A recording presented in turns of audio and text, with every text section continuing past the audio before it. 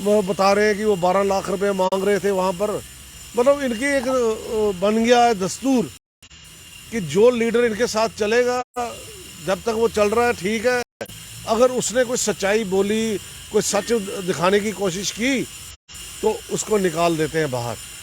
तो मैंने कहा कि हर्षदेव जी का फैसला बहुत अच्छा है, मैं उनका स्वागत करता हूँ कि दोबारा उन्होंने अपनी जो एंसेस्टर्स की पार्टी थी, जो भीम सिंह जी ने अपने खून से सींची, वो दोबारा उसको संभाल रहे हैं। ये बहुत उनको मुबारक की बात है और वो कामयाब हों, मुझे बहुत खुशी होगी। एनडीपीआई में आपका रोल क्या रहेगा? क्या एनडीपीआई इलेक्शन लड़ेगी जब भी इलेक्शन होंगे? बिल्कुल, एनडीपीआई पूरी सीटों पे इलेक्शन लड़ेगी और हम ग्रास रूट पे काम कर रहे हैं। हम हर गांव में जाते हैं, हर क्षेत्र में जाते हैं और लोगों से मिलते हैं, उनको बताते हैं कि ये एक वर्जिन पार्टी है, इसमें जितने भी लोग हैं सब बेदाग लोग हैं और सभी के अंदर एक जज्बा है काम करने का, लोगों की सेवा करने का। तो हमें भी एक चांस दीजिए। आपने सभी को आजमाया, बीजेपी में आपको क्या दिखता, मतलब वो उसमें है, पावर में है, इसका मतलब आप लोग पावर हंग्री हैं। मतलब हम आपके पार्ट एंड पार्सल नहीं है क्या? हम आपके बीच में से नहीं निकले। हम जो भी करेंगे आपके लिए ही करेंगे ना, आपके समक्ष करेंगे, ट्रांसपेरेंसी से करेंगे। हमें क्यों नहीं आप चांस देते यार? हम भी आपके ही भाई बहन हैं, हमें भी मौका दीजिए, आजमाइए एक बार, हमें क्या कमी है? आप दीजिए चांस। अगर आप ऐसे ओछे बंदे को चांस दे दे जिसकी चिकनी चुपड़ी बातों में आ गए, जो अरविंद केजरीवाल, जो एक इतना शातिर इंसान निकला, उसने अन्ना हजारे साहब को भी लूट लिया, उनकी एजिटेशन हाईजैक कर ली। इस वक्त दिल्ली में तो सरकार अच्छी चल रही है और पंजाब में भी आम आदमी पार्टी की सरकार अच्छी चल रही है, तो आप ये उन पर इल्ज़ाम कैसे लगा सकते हैं? कहाँ अच्छी चल रही है? आपको अंदर की बातें पता ही नहीं है। तो वहाँ कितने धरने प्रदर्शन शुरू हुए, वो तो पार्टी सरकार टूटने के कगार पे खड़ी है पंजाब की, और आप कह रहे हो कि दिल्ली में बड़ी अच्छी चल रही है। दिल्ली में देखो ना, वहाँ रोज धरने प्रदर्शन अपोजिशन पार्टियां कर रही हैं और वो सीआईडी सॉरी कैसी जासूसी कांड में फंसा हुआ है केजरीवाल। चाइना से पैसा आ रहा है, कनाडा से पैसा आ रहा है। अगर ये इतना सच्चा सुथरा इंसान था तो जैसे पहले चलता था, और जब इसके 2 सरकारें होगी इसमें इतना घमंड आ गया है। आज तक कोई घमंडी है ना जो वो बचा नहीं है। घमंडी का सर नीचे हुआ ही हुआ है, चाहे वो कोई भी हो। तो इसने आम लोगों से भी मिलना बंद कर दिया, इवन कि अपने वर्करों से भी नहीं मिलता। कहीं ये इनडायरेक्टली आप बीजेपी को सपोर्ट तो नहीं कर रहे ताकि वो दोबारा आ पाए? क्योंकि इस वक्त नेशनल लेवल में कांग्रेस के अलावा आम आदमी पार्टी तीसरी पार्टी है जो टक्कर जो है बीजेपी को दे सकती है।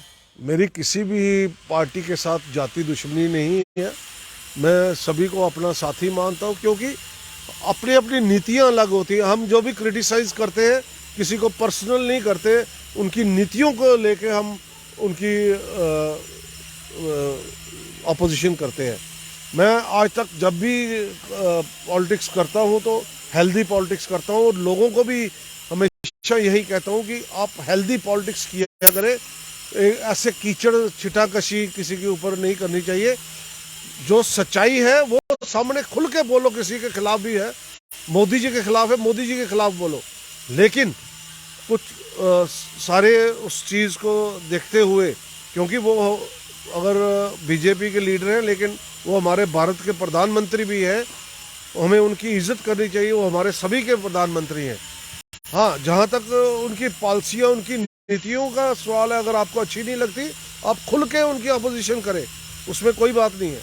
लेकिन बाकी है तो हम सभी समाज के एक ही लोग हैं ना।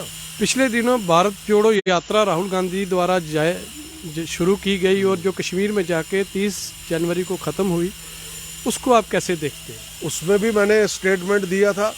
जब राहुल गांधी जी, वो मेरी अपोजिशन पार्टी है, लेकिन मैंने राहुल गांधी जी की बहुत तारीफ़ की, जो इतनी बड़ी यात्रा लेके आए और उन्होंने इतनी ठंड को बर्दाश्त किया और एक वाइट टी शर्ट में आए, इतनी सर्दी में, स्नोफॉल में।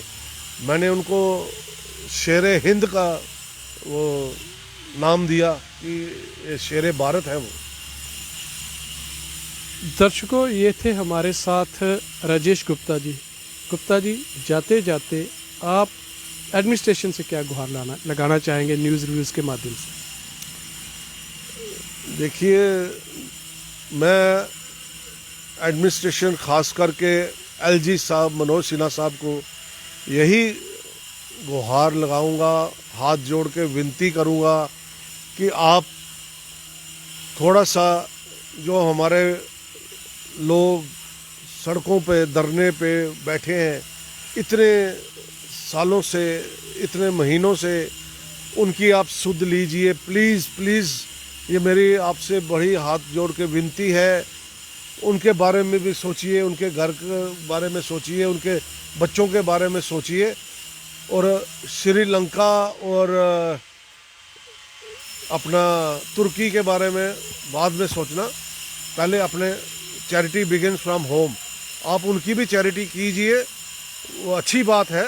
हमारे इस वक्त वो मुसीबत में है, वहाँ पर भूचाल आया था, बड़े 35,000 से लोग ज़्यादा मर गए, उनकी आप कर रहे हैं। श्रीलंका का इकनॉमी फेल हो गई, लेकिन उनकी इकॉनमी और हमारी इकॉनमी देखिए ना। हमारे जो लोग हैं बेचारे सड़कों में बैठी है, क्या इनको आप कुछ नहीं दे सकते? आपके पास कोई इतने फंड्स होते हैं, गवर्नमेंट चाहे तो क्या नहीं कर सकती?